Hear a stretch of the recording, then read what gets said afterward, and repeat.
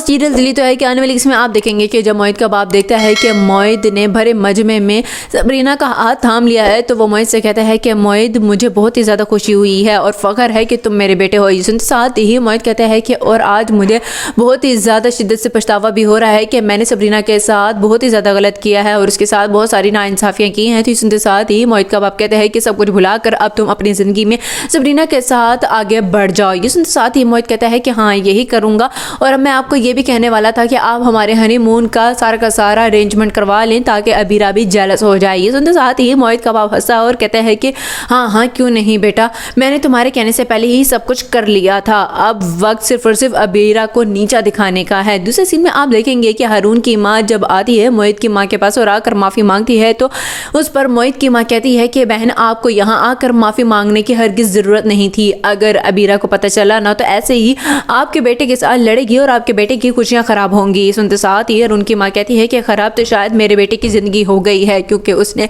अबीरा जैसी लड़की को अपनी ज़िंदगी में लाने का फैसला किया और आप बहुत ही ज़्यादा खुशकिस्मत हैं कि सबरीना आपकी बहू है। ये सुनते साथ ही मोहित की माँ कहती है कि मैं तो शायद समझती थी कि उस दिन जब मेरा बेटा अपाहिज हुआ था ना तो मैं बहुत ही ज़्यादा बेबस हो गई हूँ, लेकिन नहीं, आज मैं समझती हूँ कि मैं बहुत ही ज़्यादा खुशकिस्मत थी कि मेरे बेटा का एक्सीडेंट हुआ और उसकी ज़िंदगी में सबरीना जैसी लड़की आई। ये सुनते साथ ही हारून की माँ हंसती है और कहती है कि काश ऐसे कोई हादसा मेरे बेटे की ज़िंदगी में भी आ जाए और अबीरा उसकी ज़िंदगी से चली जाए। लास्ट सीन में आप देखेंगे कि जब अबीरा को हारून कहता है कि अबीरा तुमने ये सब कुछ क्या किया है, तुम्हें पता है कि मामा कितनी ज़्यादा नाराज़ हैं, उनकी नज़रों में सिर्फ और सिर्फ सबरीना अच्छी बन गई है। ये सुनते साथ ही अबीरा हारून से कहती है कि हारून